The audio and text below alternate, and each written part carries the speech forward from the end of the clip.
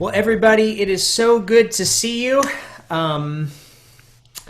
This is a season, ain't it? This is a season. But you know what I love? Is I love the creativity. I love the excitement. I love the questions. I love the things I'm seeing in our community. I love that you all are action takers. And whether you're just starting certain processes and all of this, whether you're tackling, like, there's so many challenges in the work that we do, and we've got a broad range of folks in our group. A lot of folks are church music directors. We've got high school, middle school, elementary school, choir, instrumental directors who are also serving at churches. We've got a broad range of folks, and I just love that everybody's taking action and learning, and you're open-minded to new things and new ways of doing things during this season that will also carry us forward into the next season. So just keep it up. Like, this is so encouraging. So we do have a lot of questions on the agenda for tonight. So I am just going to dive in. As always, like, if you've been on these calls before, I like to treat it like a conversation. So I want your input as well, because there's strength in community, and that's one of the most beautiful things about our group, right? I do my best to answer as many questions as I can, but I also know I don't know everything. And we've got Michael, we've got Debbie, we've got Jeffrey, we've got Sue and Lynn and everybody else on the line and we can help one another out. So I just love that. It's a conversation. So if you have anything you want to interject, some suggestions along the way, I'll give you the opportunity to do so. And if you haven't asked your question in advance and you would like to ask a question, the chat box is available there. And of course, you can converse there as well as we dive right on into the questions. So, without further ado, let's jump in. So we got some good questions today. This first one is from Mr. Dave Pugh. And Dave says, I need some help with Audacity and creating the tracks for our singers to use when we're recording themselves. So a lot of you are working on virtual choir presentations. A lot of you are in the thick of Zoom rehearsals, and we'll talk about that some tonight. Some of you are just getting started with your virtual choir presentation. Some of you are working on your second, your third. Some of you have been doing it for a few minutes, and so you may be at different places in that process. Dave is asking about Audacity. So if you're unfamiliar with Audacity, it is a free program. It's an audio editing software that you can do a lot with. It has a lot of functionality. Audacity is free. It crosses over to both Mac and PC. And if you have taken the virtual choir course, you know that I talk about it as one of the steps in that process. It's step number 2 for editing your master audio file. And so Dave is wondering about best ways to go about creating the tracks for singers to use themselves. And there's several different ways that you could do this. So, and I want your input on this as well, for those of you who are in the thick of it. What I will typically do is set up a little, recording station on a Sunday morning after church. And so myself, I'm at Hillside UMC. For those of you who aren't aware, I serve as the director of traditional worship there, and our organist, Anita Norman, she and I will spend some time after worship just recording some performance tracks for our choir or handbell ensemble, whoever's going to create the presentation to record with at home. So I'll set her up. I use a couple of different softwares, including Audacity. You can do all this in Audacity. Now, the best way to get ultimate maximum control over the audio experience is to have some kind of interface that interacts with the software. So, for example, I know some of you are using a device called Focusrite. Focusrite they have this little device called Scarlett. It's basically an audio interface that you hook up to your computer via USB. So that is probably the best way to get quality performance tracks, is to use some sort of external gear that you're actually plugging instruments into, whether that's a microphone, or whether that's a digital keyboard, or a vocal, right? So you could do all the above with something like that. And there's 100 different types, and I'm happy to answer questions about those. The other way that you can record your audio track is to allow it to bleed through an external mic such as this. So I have this connected to my computer right now. Jeffrey, if you see Jeffrey there, he's got some headphones that also has a microphone. Like that would be another way to kind of tackle that. But we're just letting the sound bleed into the microphone and pick it up in Audacity. Now, another way to approach this is if you have a sound technician at your church, maybe a volunteer, or maybe there's somebody on staff on the production side of things, is you likely have a mixer board that person knows how to use, right? And so now you could, after church on a Sunday, whenever it's convenient, sit down with that person and create some performance tracks. Now, when you're talking about performance tracks for virtual choir presentations, you're looking for pieces that lend themselves well to that application. And we've talked about that on these calls before, how you want something that's sort of strict tempo just because you're not going to be in front of your choir members conducting them, unless you choose to insert like a video in your performance track, right? And I've done that. Pam, you and I talked on the last call about the ways that we're doing the same piece. Pam and I are doing Robert Ray's He Never Failed Me Yet. And it's pretty straight. And Evans has done that too. Good to see you, Evans. So, and I'm so tempted to copy Evans, like what he did on his virtual presentation. He hammed it up, and I really love it. But I'm not going to copy you, Evans, because you have creative rights there.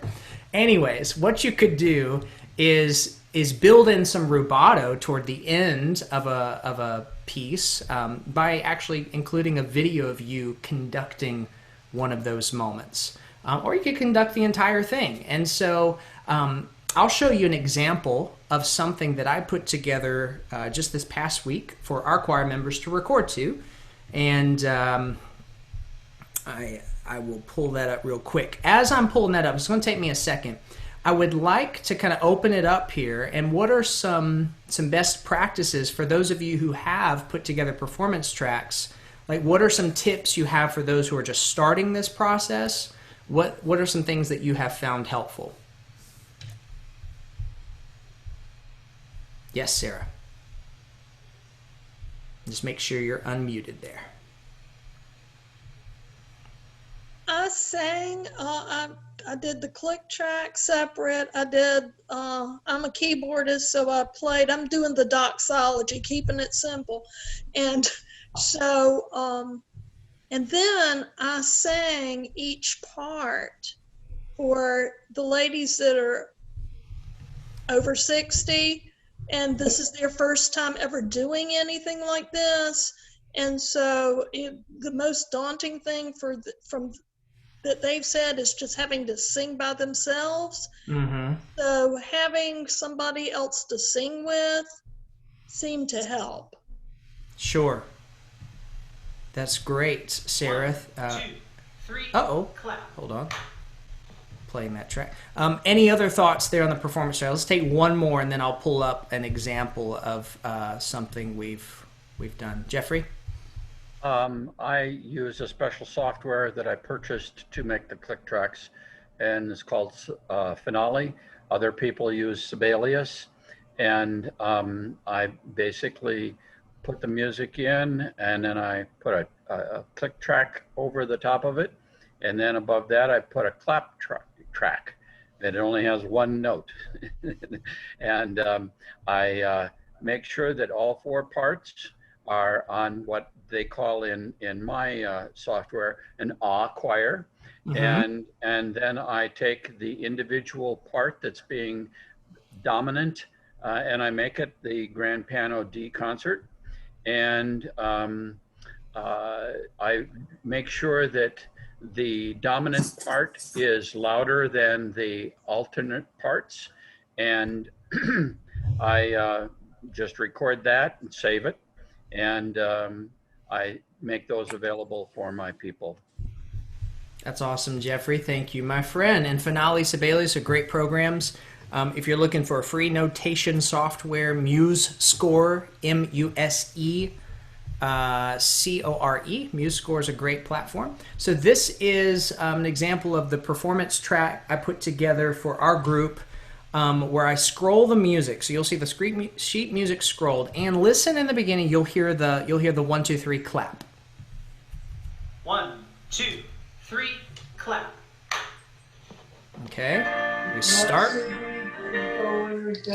What? And everybody make sure you're muted there. I'll only have to group together. Throw them under the sink and I'll get them to the left. Put the left side of the sink and I'll get them. Let's make sure we are. All right, perfect. So you saw the music was starting to scroll, right? Music is scrolling, and then look at the very end, because there's this moment with the rubato. This is Chris in his father-in-law's kitchen, because sometimes that's the only time you have in the day.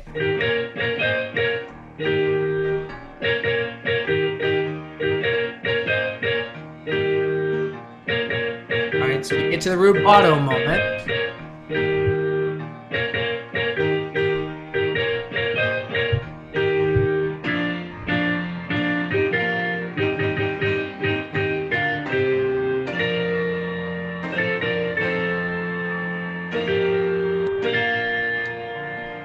And, you know, Zoom sometimes will delay it, so you may have seen that and been like, whoa, he's not even on the beat. It's because of Zoom and latency and all that. But that's an example of something I'm putting together for my choir members. Now, some of them will use the video track and put it right in front of them with the device that's recording them. And then some will just stream the audio because they've got it memorized. So it really, you know, depends on your singers. And so that's another option. Maybe you just do audio as opposed to video. But, you know, we've got a lot of questions, so that was a great one to start us out. This one leads nicely, though, into one. I'm kind of jumping around here. I can't remember. It was, I believe, Marcia, you asked this. So I'm going to tackle one of your questions here.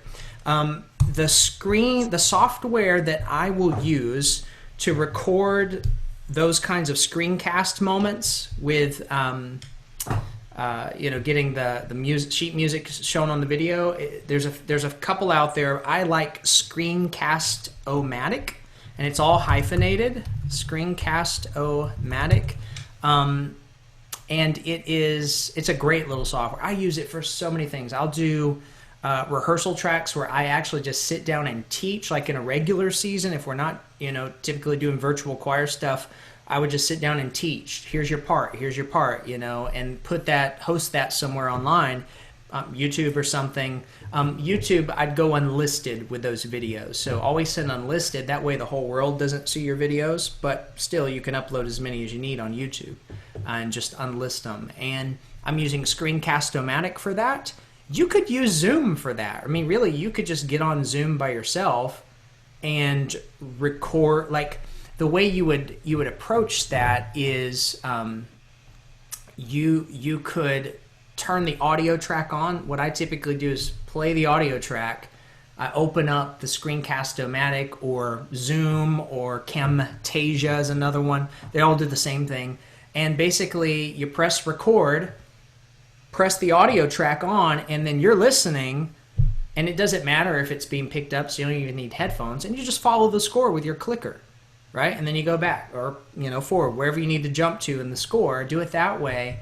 And then what I'm typically doing is I'm lining that up with the better audio quality sound within, like, DaVinci Resolve or iMovie. You could do that 100 different ways to create your performance track there. And the screencast software that I prefer is Screencast-O-Matic. It's a really good one. Let's see here. We're going to go down the list. Of course, if you have any like follow-up questions, jot those down in the chat box. David, I love this question. David asks, what first step should I take? Do I just simply start? Do I find a hymn? Do I find something simple for my choir to put together? Yes, all of the above. I love this because we have so many different approaches in our community. Some of you have decided, like, I'm just going to start with my favorite anthem that's pretty straight tempo, and you know, I know we can knock it out of the park because the choir has the parts memorized. I'm going to start there. Diane in our community shared with us last week of how she is using her virtual choir to present the opening hymn each Sunday. So they might do a unison verse and then parts on a couple of verses, and they're doing that every single Sunday. And I'm not sure that they're necessarily doing anthems and offertories and those sorts of things, but that's how her choir is sharing. I know we've got a couple in the community who are doing audio versions only, who have only done audio virtual presentations, and then in something like iMovie or DaVinci Resolve, whatever platform you like best, they're putting like some nice visuals behind that. So it doesn't have to even be like the Brady Bunch screen like we see here on Zoom, right? With all the stacked videos.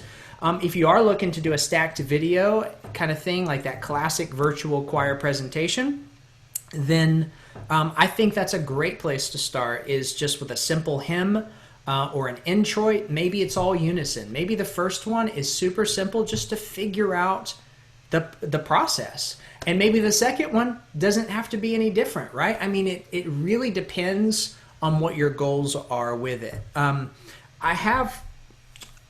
I've started to think about like some other applications, and we've started to experiment even at Hillside with some different things.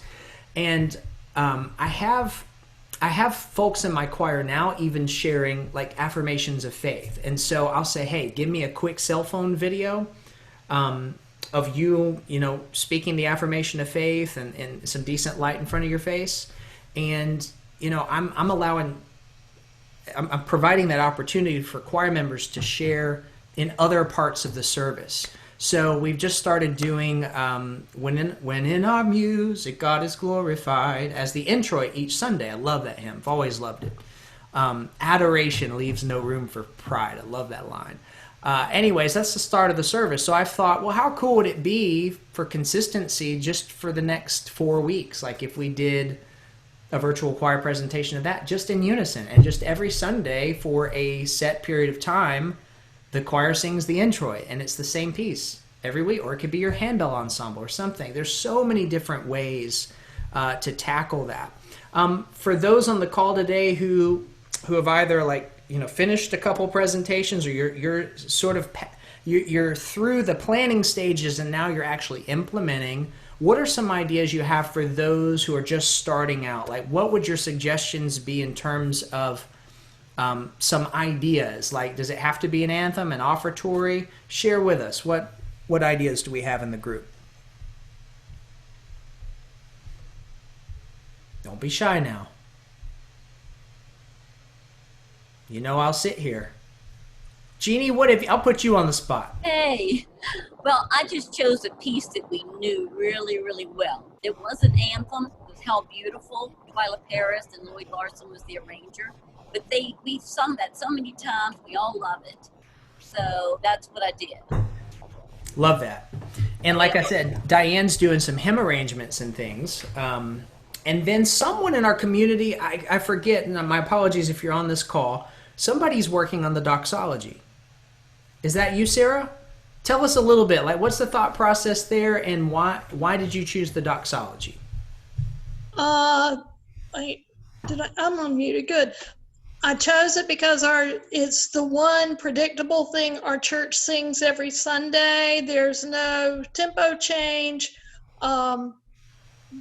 It gave the people that aren't able to sing together a chance to do a 4-part. Mm-hmm. And so I sang the bass an octave higher. I'm doing it for women's chorus.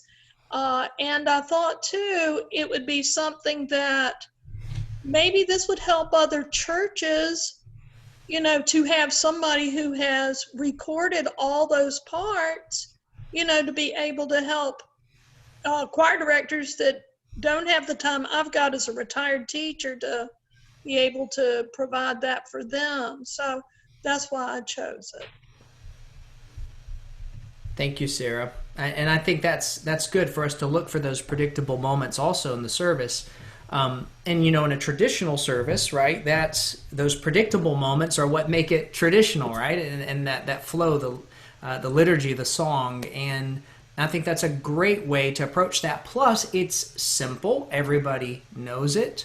And to kind of add on to this idea, because you had mentioned jump starting, David, the choir community there. What I like about that too is as you look for folks who are interested in participating or joining, whether they've sung in the choir at the church before, it also provides like an opportunity for new folks to jump on board. And it helps, I think, with the recruitment process when you say, oh, it's a familiar piece we're working on in the beginning, and it's pretty simple because we're just doing unison or two-part or, whatever works best for your group there. So, yeah, I think at the end of the day, what we have to remember is it's important just to start, right? It's you've already made that decision, like to be open to a new way of doing things during this season, and we just start. So I love it. Keep it up, y'all. And for those of you who are just starting your presentations, the community's there to bounce those questions off, and you can always jump in the forums and ask those questions. Marcia, I'm going to jump to a question, 2 of yours here. You've got a question about Audacity and DaVinci Resolve, in-depth tutorials for both programs. So we are starting in like 2 weeks. I'm launching another 30-day virtual choir challenge. So the virtual choir challenge, for those of you who participated the first go around, was an opportunity for those of you who are just starting or have done a few of these and just looking like for some feedback. That's pretty consistent week to week. We've added some virtual choir support calls, and it tends to be one of the, of course, big things we're talking about in the community because it is our primary way to share in this season. But we're going to launch another 30-day challenge on September 16th. Is that a Wednesday? September 16th? Let's see. Yeah. September 16th, and that's 4 weeks of kind of in-depth training on each element of the process. We'll open up Audacity, we'll open up DaVinci Resolve in a live Zoom setting. We'll unpack some things there. I'll go a little more in depth in terms of what you can do with special effects.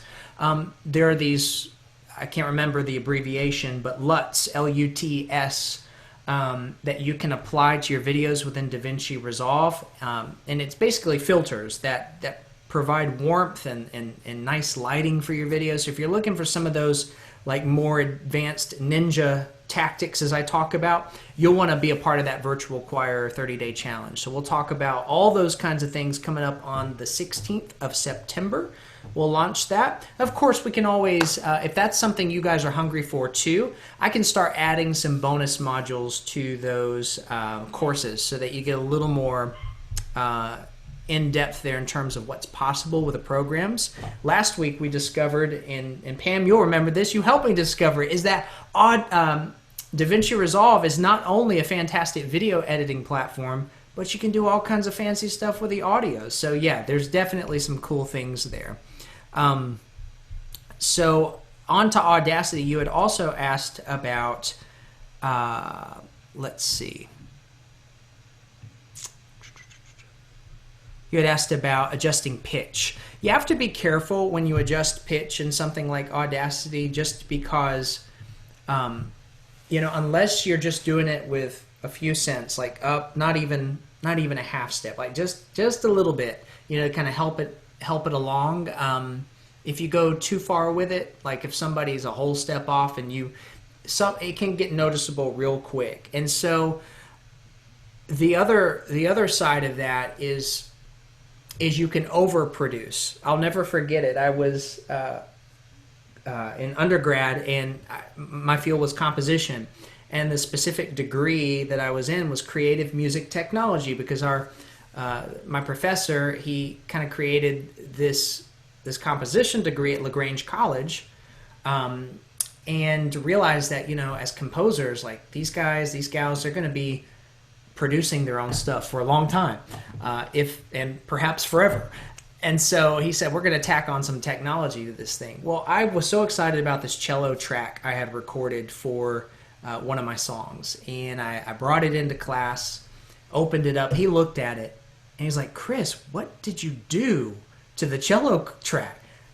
I had edited it into basically like a Frankenstein track. I mean, there were splices, and if you know what I'm talking about in an audio editing software, you've got the waveforms, and you can cut it, you can hack it all up, and do all kinds of things. I had pitch shifted left and right. Now, the thing is, it actually sounded good. So when I played it back, he was like, wow, Chris, that that actually sounded a lot better than I was expecting. But what he was going with, and he just gently reminded me, was that don't allow your production ear to sort of like get you into this, to corner you into thinking that it all has to be perfect. Think about a live performance. There's always going to be those subtleties, those imperfections. That's what makes it human. That's what and when we produce these kinds of things, we're listening to every nuance. We're listening to every vocal track. And I'm seeing heads nod because you've been there, right? And you're hearing Mary sing that part. You're hearing Joe sing that part. You're like, oh, I got to fix that part. And there are things we need to do in that process to set our people up for success, and so that they trust us. I always tell my choir members, don't do your best, but don't strive for perfection. If you have recorded it 20 times, it's time to stop. Just send me your best one, and trust me through the process. So be careful with that process. That doesn't mean that you don't pitch shift at times. It's just a warning, because I even to today I sometimes tend to want to over edit. Let's see. And in terms of volume and blending, that's something we'll dive into a little bit more in that 30-day challenge, is because in Audacity or any editing software, you can definitely blend your sections together. Gene, could you tell us a little bit about how you did that in your presentation, how you blended your sections together?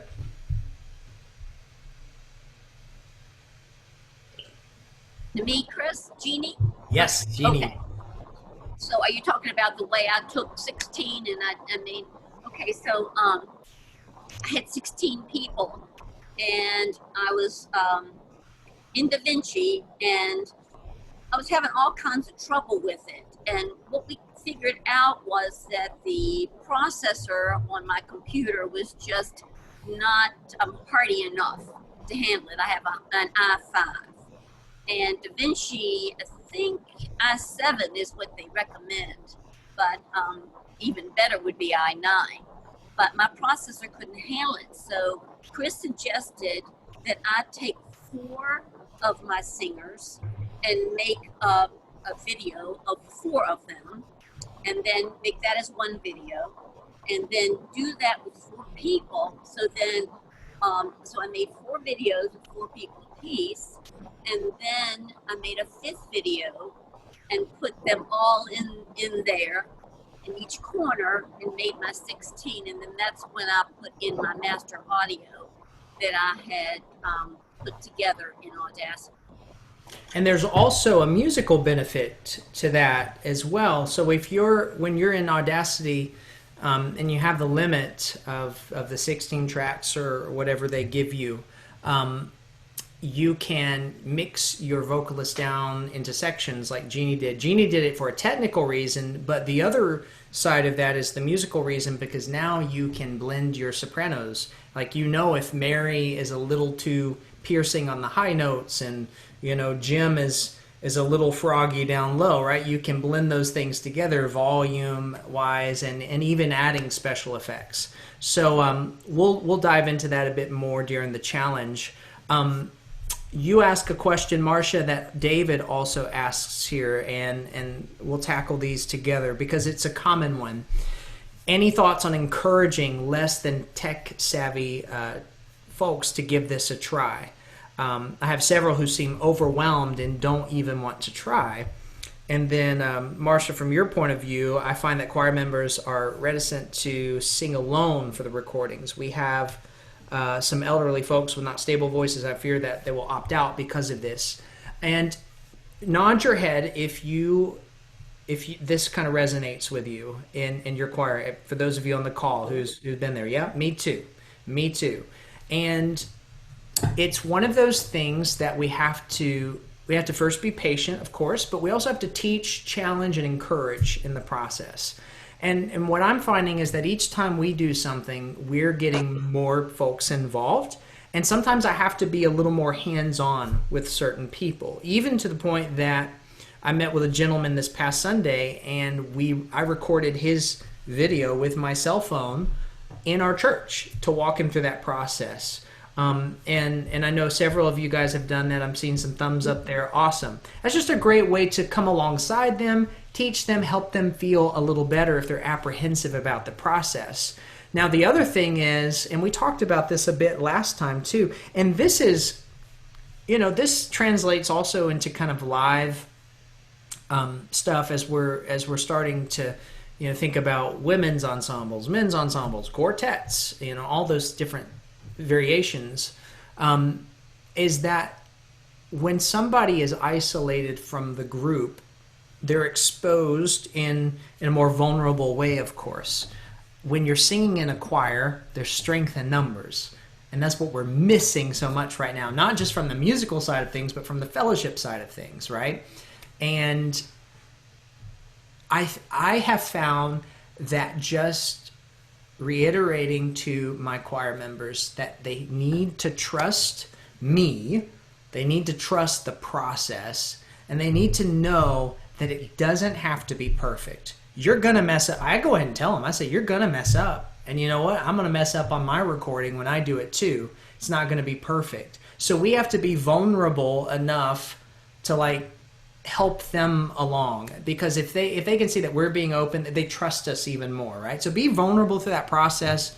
Let them know it doesn't have to be perfect. I could keep going on about that, but I want some other people's thoughts. How do you feel about that? Pam, can I put you on the spot? What do you think? Yeah, I would say amen to everything that you've said. And I think one thing that really helped, that somebody else on here said at the beginning, we recorded our click tracks with a vocal along with it. And that vocal was me. I did the soprano, alto, and tenor, and thank you, Jesus, that I have such a range. But so I recorded the soprano, alto, and tenor singing along with it, so that they could sing along with a person singing with them. So they didn't feel so alone at home in their office or living room or wherever they were singing. There was a person to sing with.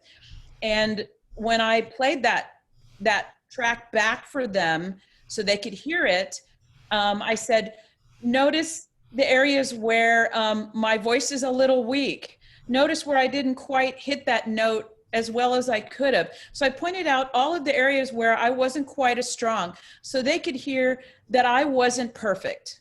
Mm. And that's okay. It's okay the way it is, because it's going to get blended in with all of the other voices, and you will not hear those imperfections in the final product. So I wanted them to know that here's what I'm submitting as a tenor presentation. Here's what I'm submitting as an alto presentation. Here's what I'm submitting. Oh, the soprano presentation was so bad. But, I wanted them to know that this is okay. This is good enough, because in the long run, it will get, put in with everything else, with all of you sopranos who are true sopranos, and it'll be just fine. Yeah. Right. And that's good leadership, Pam. And what happens, because we as leaders sometimes, and I've been there, we've all been there, right? We don't want to show those imperfections. But what ends up happening when we're vulnerable in that way is of course our people trust us, and it makes us better leaders for being able to teach people through that process and say, hey, I'm not perfect either. I love that you did that. And you know what? I think I'm going to record the soprano track in that higher octave and see what my choir. No, I wouldn't do that. I do work with some children's choirs. I work with some children's choirs, and I call that my creepy high voice. I said, Mr. Chris is singing his creepy high voice again. It's like, yeah, I know. Evans, I'd be remiss. I know I always put you on the spot, man, but I know you're pretty prolific with these virtual choirs. So give us some of your thoughts on encouraging people along in this process. Well, I would just kind of dovetail off of what Pam just said. I am clearly not a soprano, but I can falsetto an alto part. So I did that for helping voices. I sang the tenor line. I'm a baritone, so I got back into my chest voice and faked the tenor line, and then growled out a bass line. And of course, everybody got a big kick out of it. They thought it was funny. Had a friend who's just an A singer, soprano, come in and actually record the soprano part for us. And, that's kind of the way we did that. Just to reiterate a lot of things that folks have already said, pick a piece that your choir is really familiar with, reiterate and over communicate that it doesn't have to be perfect, because when people, when they get their voices in there, it's going to blend in. If there are spots that are going to be troublesome, and you're not going to be able to fix if they miss it, go ahead and point it out.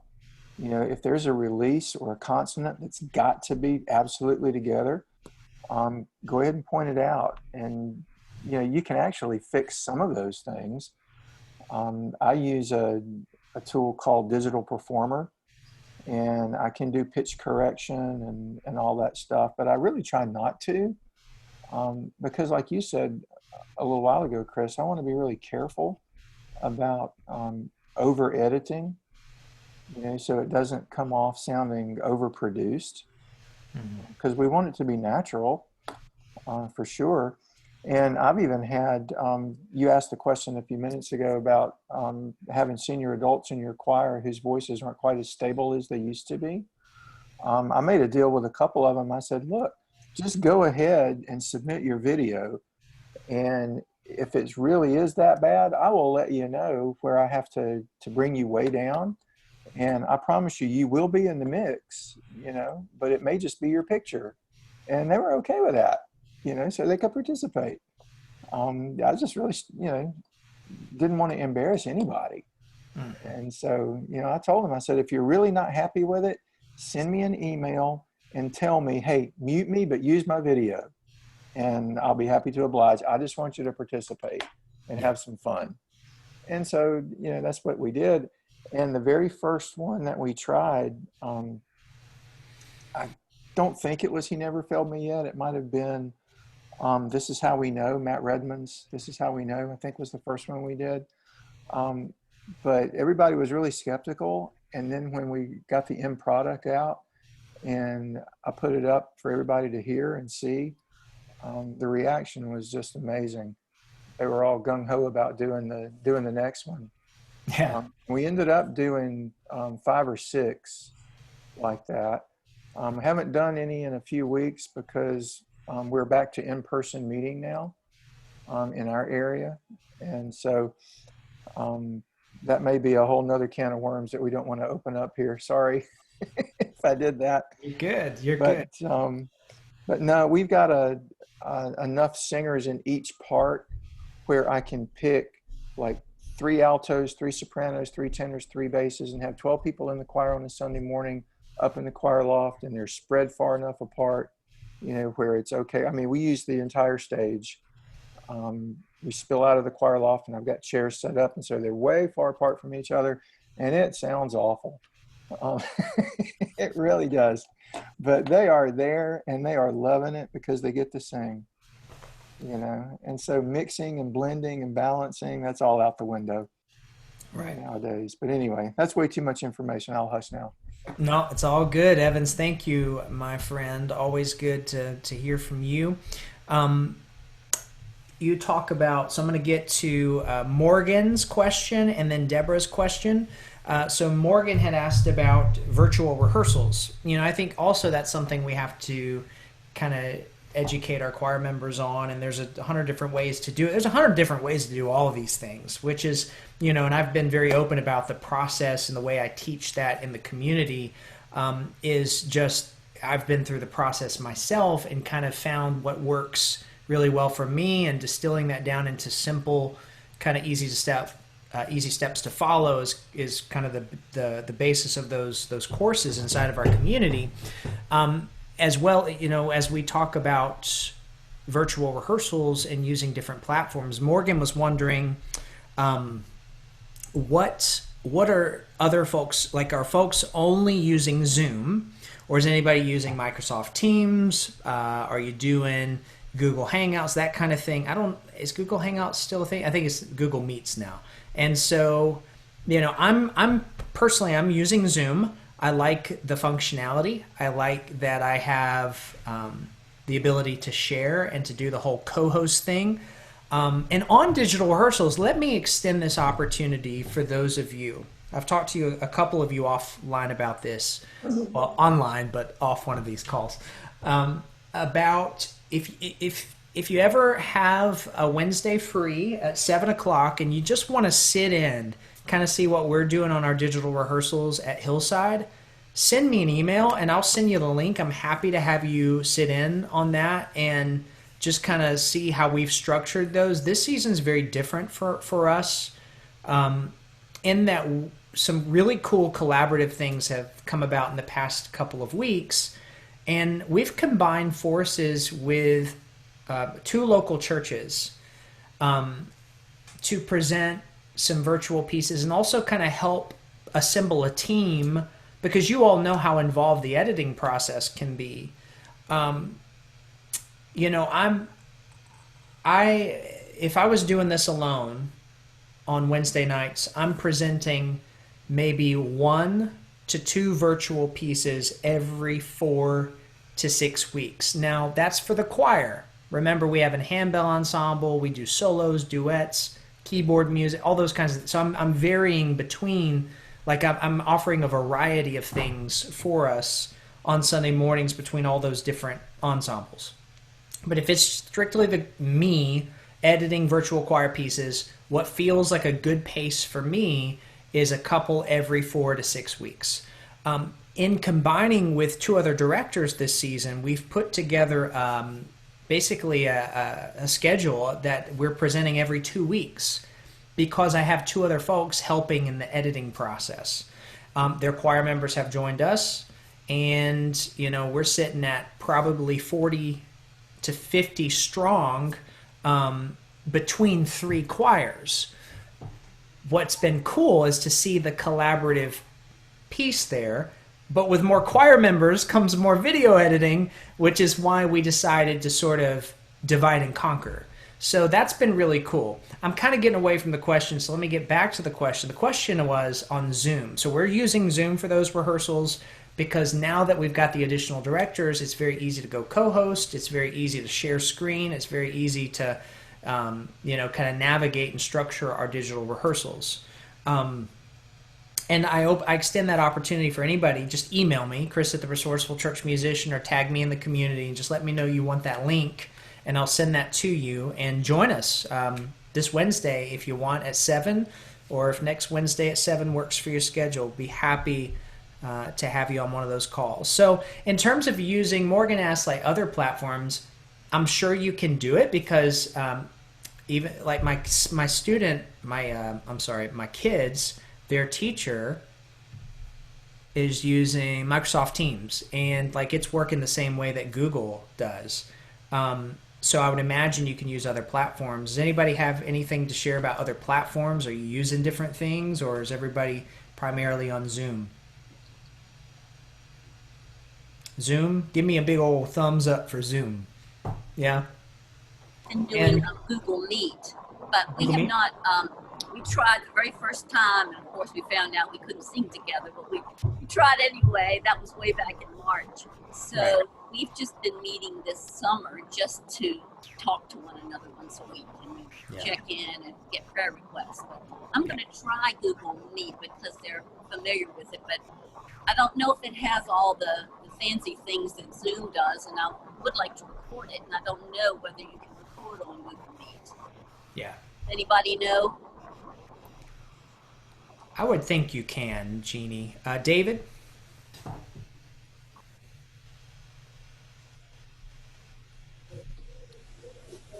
Try one more time on your unmuting there. There you go. Talking to me? Yes. Yes, sir. I'm sorry. You raised your hand, right? Oh, sorry. Yeah, I was. I still haven't found anybody who's overcome the latency issue with Zoom. But I heard somebody else say about using Zoom for audio, for visual, and then having some other issue for the audio alone, like muting like you do with the DaVinci, where you mute the sound, right, and then find another platform. Do you know anybody know anything about that? It's so Zoom and latency. Yeah, there's no way to overcome that. There's a couple platforms that claim they can reduce latency to almost none. And I've heard, like, for the folks that use it, that it somewhat works. The problem is there's a very high barrier to entry, and most of us are not going to be able to do that because our choir members aren't going to have the technology capable to make it work. So there's one called, you could research, it's called Jam Kazam. Does that sound right? Jam Yes. Kazam? Okay. Yes. And so I've heard that the folks that use it, if you have powerful enough systems, like the right first upload speeds, internet, probably nothing less than 150 megs there per second, and that's fast. And you have to be connected directly. Your computer cannot be on Wi-Fi. Right. So because of that reason alone, it's going to be difficult for most of us to use a platform. But you know what? Who knows? If you got like a choir that's made up of, I think engineers, you might be able to do that. If you've got 16 engineers in your choir, that might just work for you. So yes, David. Well, has anybody heard of Jamulus for that kind of a thing? I've heard about that, but it's also really technically challenging. You have to have everything directly wired and stuff. Anybody tried that? Mm-mm. Not so much. It would be a fun experiment. Like you're making me want to try it with a small group, and kind of see like what's possible there. So maybe a couple of us will agree to tackle that. That would be fun, a fun experiment. So that touches on the virtual rehearsal piece, and I think it's so important, even just for the reason Jeannie mentioned, was to connect and engage with our choir members. In terms of actually making music, can we hear one another? No. Make sure that you're muted and all your singers are muted, but you can still sing. You can still get work done, and I'm happy to demonstrate for those of you who want to jump on one of our calls on a Wednesday. Deborah was asking about DaVinci Resolve and editing her video within DaVinci Resolve. So you were asking about the unlinked original track, Deborah, and you want to actually keep those linked. So did you go in there, were they unlinked automatically, or did you have to click unlink? Okay, so you clicked unlink. Okay, so I just didn't know, because in the last video that you did, it looked like there were no audios there. And so I thought, well, maybe you had unlinked them. So I unlinked it. And then when I rendered it, it had no audio. And yes. I had the mixed track in, but it didn't pick that up in the render. So did you line that mixed track up with the video, the audio that was connected to the videos? Like visually, you know how I teach to line up the audio first visually and then sort of nudge it and get it closer? Right. Well, I did not have to visually line things up because I do my recordings differently than you do. Okay. This is going to be chasing a rabbit, but that's okay. We'll chase them. I have been working with the church in northern Mississippi, teaching me how to do this. And the way that they do their recordings, rather than the choir members having to have two devices, which is what I had tried, earlier, they all use the Acapella app, which means they only have to have their phone. And so she records the piano and one singer. And when you do the Acapella app, you have 4 squares. So she records the piano and a lead vocal, and then sends that to each singer. You record it and you send it back. And then I just save off the videos. So they're all lined up. When you record in Acapella, everything is lined up. You don't have to do any of that lining up the videos or the audios or anything. It does it for you. Right. So when I did my my final mix of my audio, that was all, it was all lined up too. I didn't have to do any lining up.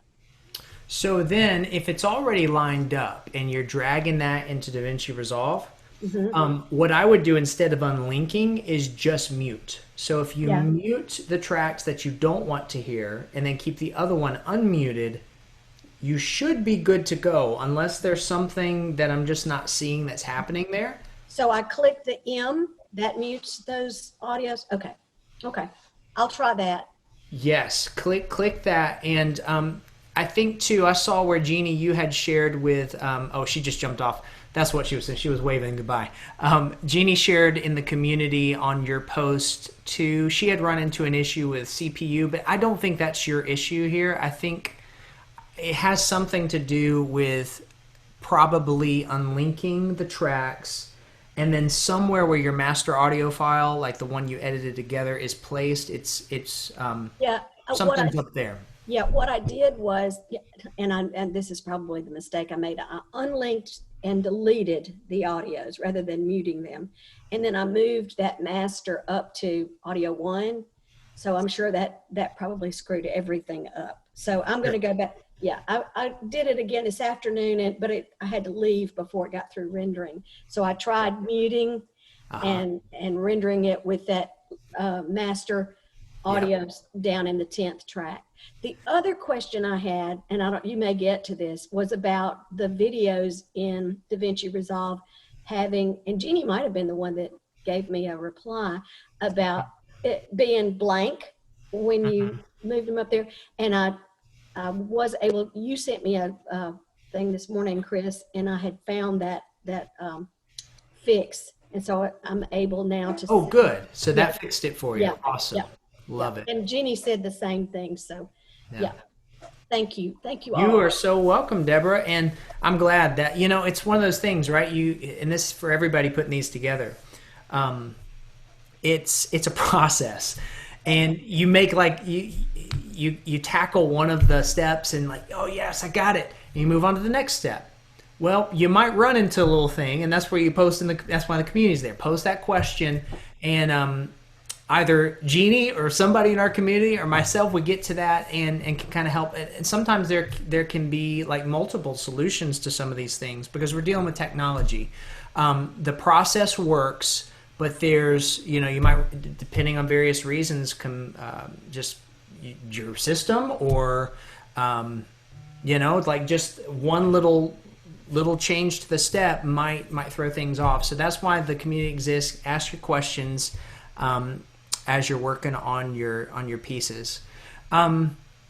Here pretty soon too, I'm going to start talking about some other ways, going a little more in depth in terms of what's possible with those programs and processes that aren't necessarily as difficult as even the virtual choir process. Things that you can do using your smartphone and something like DaVinci Resolve. And I'll gear it towards DaVinci Resolve just to give you guys some other food for thought in terms of getting creative, allowing the technology to facilitate the creativity.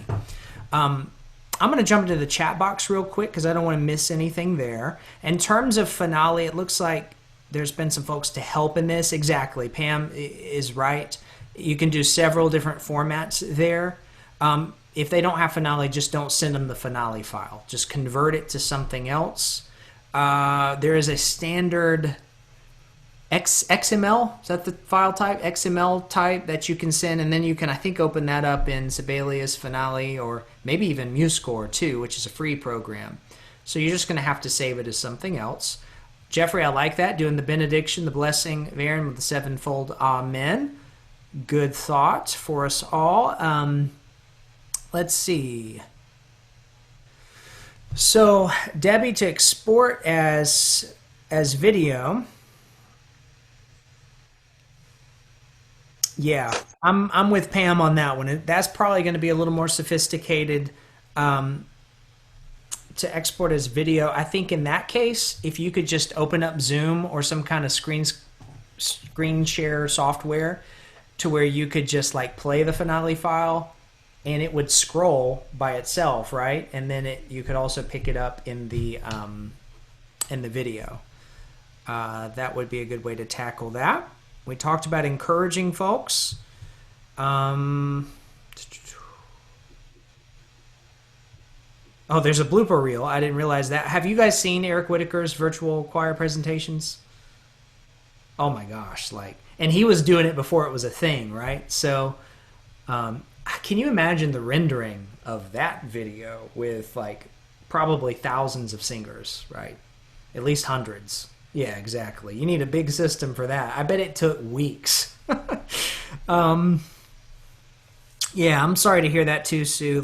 We are back up a little bit too in Woodstock with the COVID counts.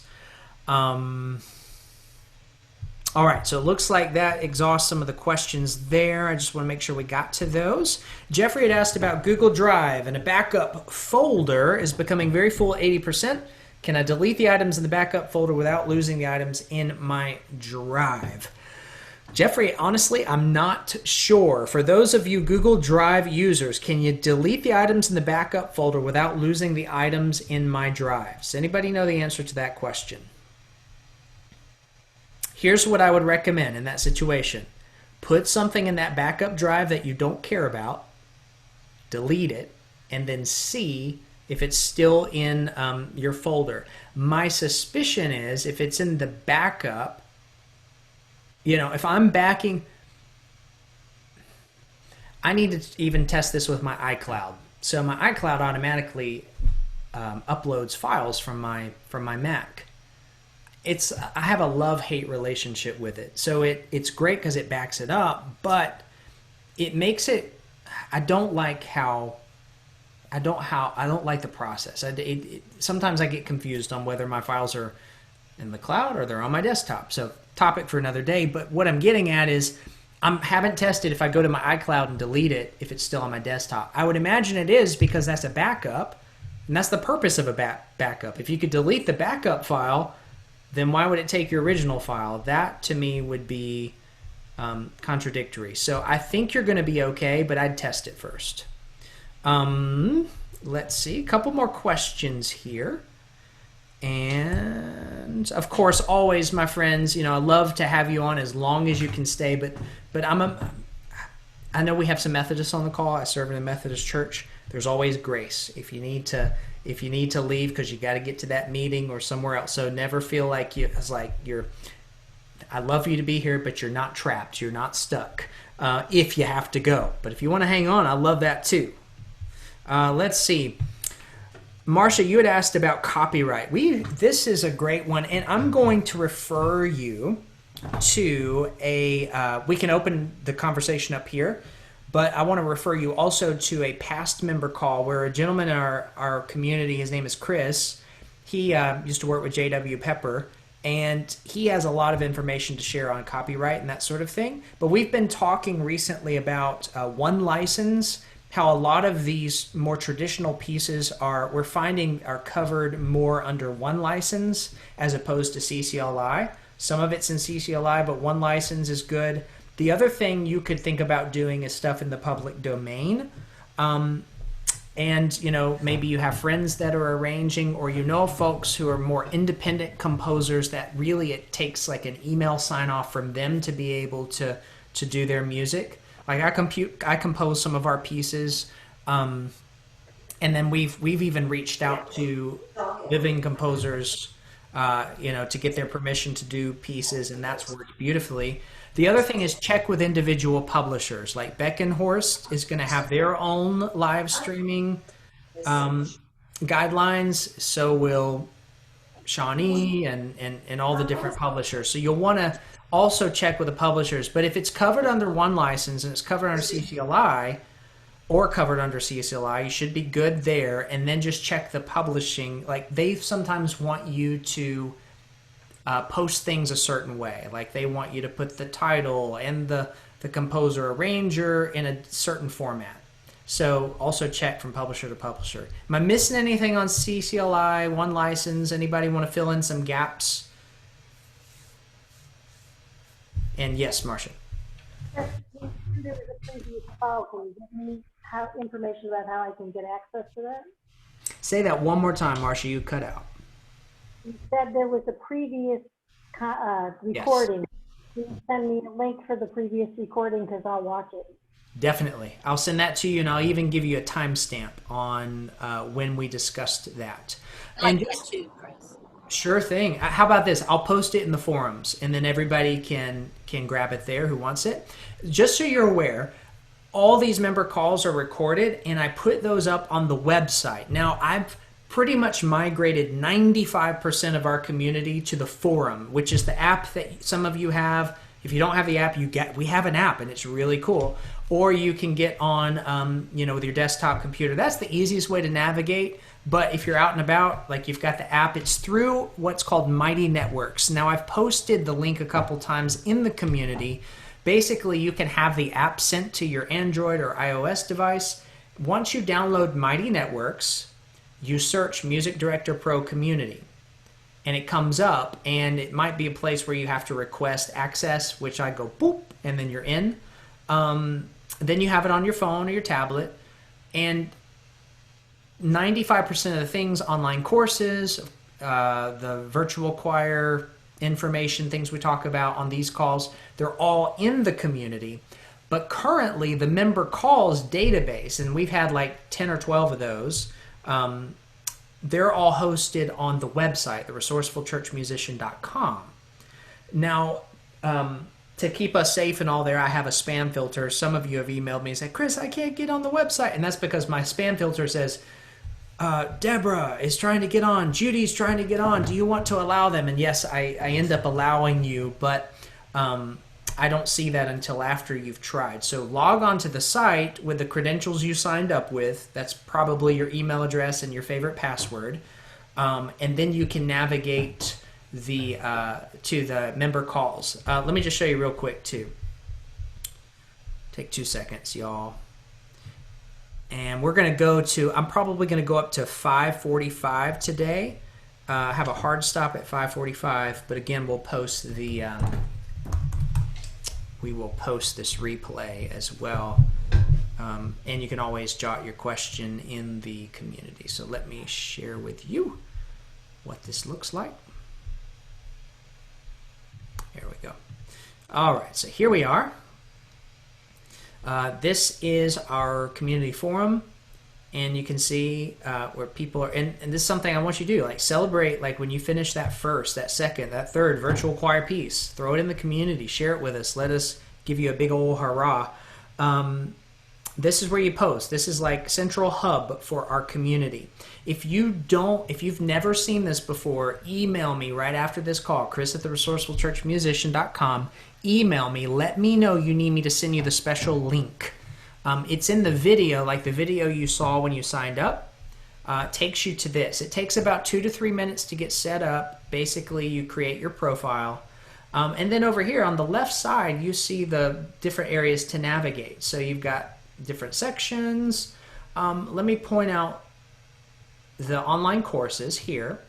And Mighty Networks, it's not my favorite feature, but you have to request access to these courses in order for them to be secure. I'm wanting to reach out to them and ask them to change that. But anyways, if you click on the course you want to be a part of, you get access to all of it. Just request access, and I let you in like pretty quick. I'm typically not long to let you in there. I just have to press a button. And then the member calls are at this link or at this link. So I've put a little picture up there, member Q&A calls or member Q&A calls. When I click that, it takes me to the website.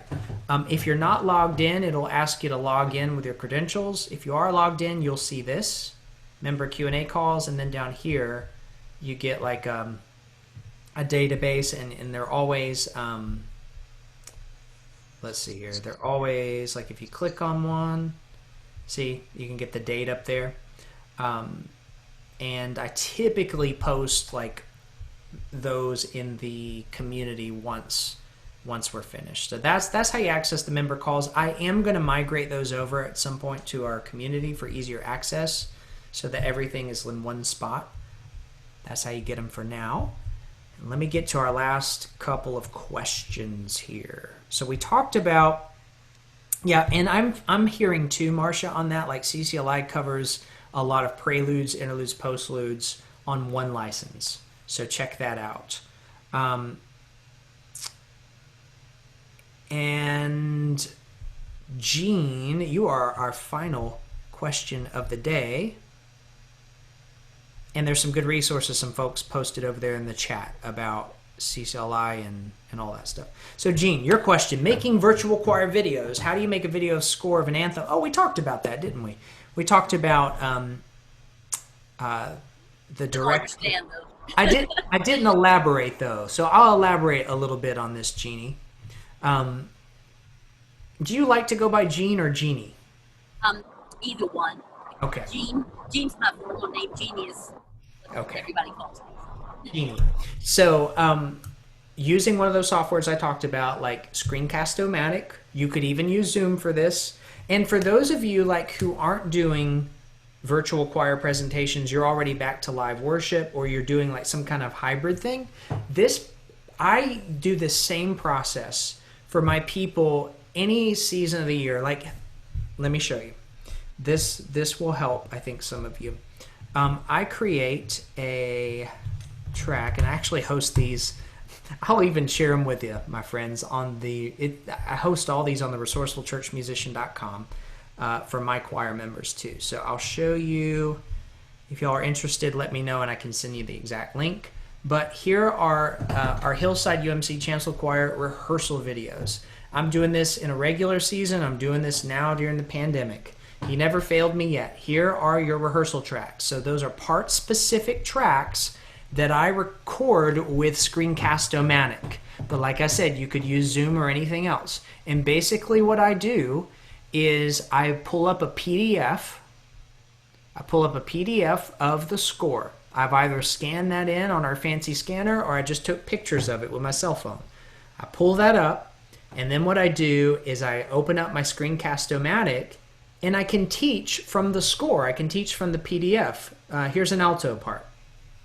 So the purpose of this video is just to reacquaint you with these parts and give you the structure. So you've got the intro, and then we're right into our alto line. 1, 2, sing.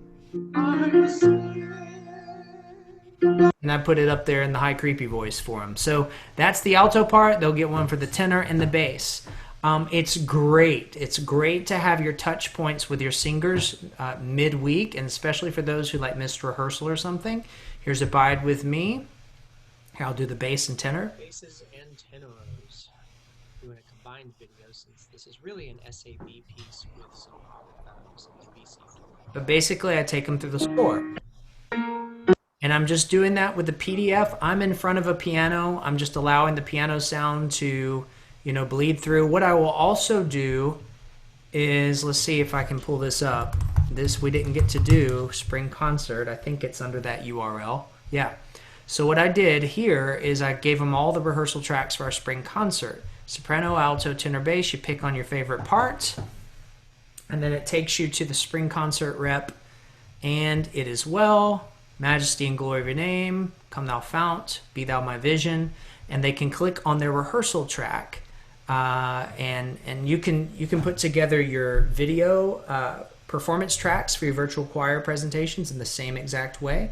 And you're just doing something simple like Screencast-O-Matic, PDF, pull it up, take them through it. But I like to do the part-specific teaching tutorials too, in addition to the performance track, especially in this season because we don't have as much one-on-one time with our choir members, especially the in-person experience that we're all missing. So maybe that helps. Did that help clarify, Jeannie? Yeah. You take pictures with your phone, and then do you? I wouldn't. Screencast-O-Matic? The easiest way is not on your phone. What I would do is scan them in. So if you have that fancy scan, we have one of those fancy printers at church that you can put them in the feed and it just goes zoop, zoop, zoop, zoop, and sends the PDF straight to your email. So I do that typically. Or if you just have a regular scanner, scan each page individually. The point is to have one PDF file with the score. If your only means is a cell phone, what you would do is take the picture of each page, but then you're going to have to get those onto the desktop to be able to put it all into one file. Does that make sense? Yeah. Deborah, do you have a... Yes. If you all you have is your phone, you can use your notes app on your phone, and you can scan a PDF into your phone and then send it to yourself, email it to yourself. Boom. See, that's community right there, my friends. Thank you. Marcia? Also use any kind of a multifunction printer at home. Any of those printers that have a scanner, printer device in it. You can scan it to your desktop, or you can scan it to a USB drive pretty typically. Yeah. But then what do you do? Excuse me, what was that? Oh, we're listening, Jeannie. You go. So how do you kind of make it scroll on through? Do you put it in something like DaVinci Resolve?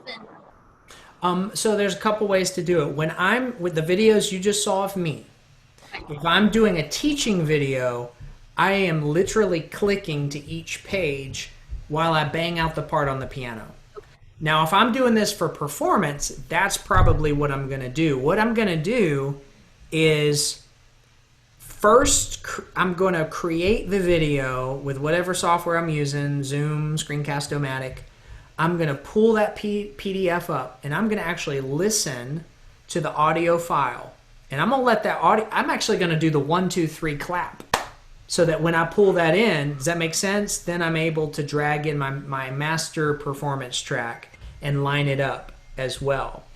Because you do want to, if you're going to scroll and use that as your performance track, create those in DaVinci Resolve. But the first step in the process is use Zoom or Screencast-O-Matic, listen to the track, scroll along, create your video, line it up in DaVinci Resolve, and then save that off as your performance video.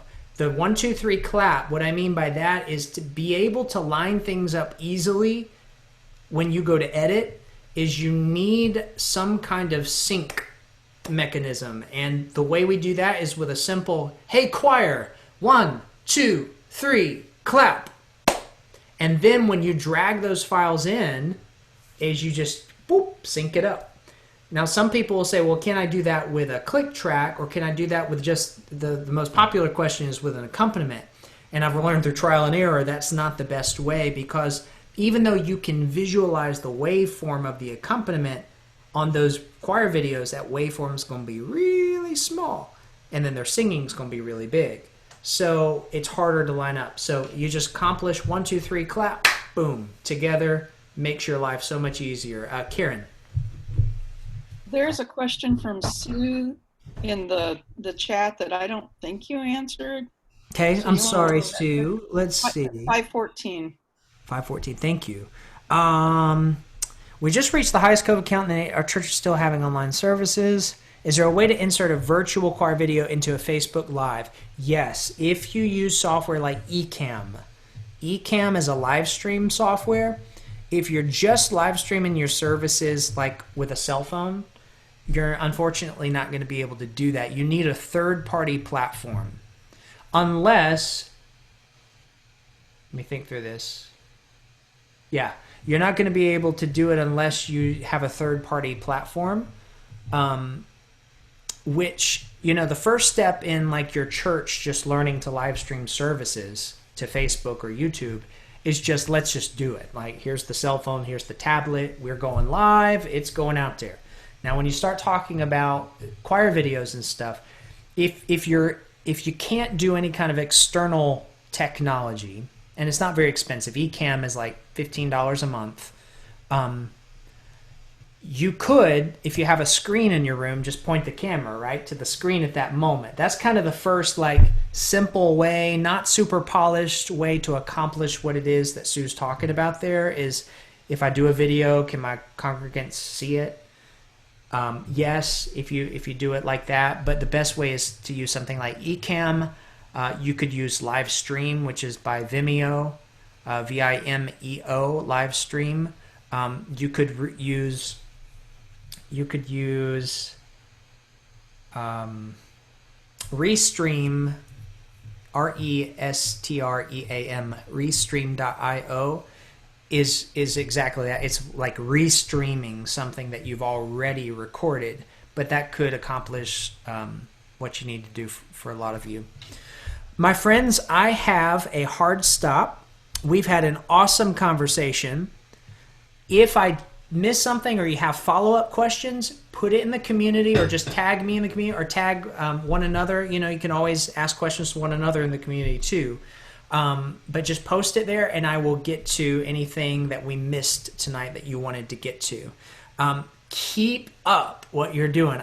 Don't you love this? Like, look around, and before we had double this many folks, but folks have gone to other meetings and dinner and that kind of thing. But this is your community. This is your group. You're not alone in doing this work together. So give me a thumbs up if you're excited to keep serving and doing all that you're doing and working. Awesome. Keep it up, y'all. Let me offer a prayer and we're done. Father, you are good, and we are grateful for all the blessings in our lives. I'm grateful for this group. Be with each person as they do their important work for you, for your kingdom. And Lord, we do ask a special blessing on Debbie and her family tonight as they're dealing with COVID in their household and their son. Lord, we pray that she and her husband don't have it, and that you just keep them well through this and help their son to recover quickly. And for all those who are in the same boat and struggling with that, we ask your healing, your blessings. In Jesus' name, amen. Amen. Don't take it easy, my friends. 5-second countdown tonight. 5, 4, 3, 2, 1. Bye. Bye, y'all.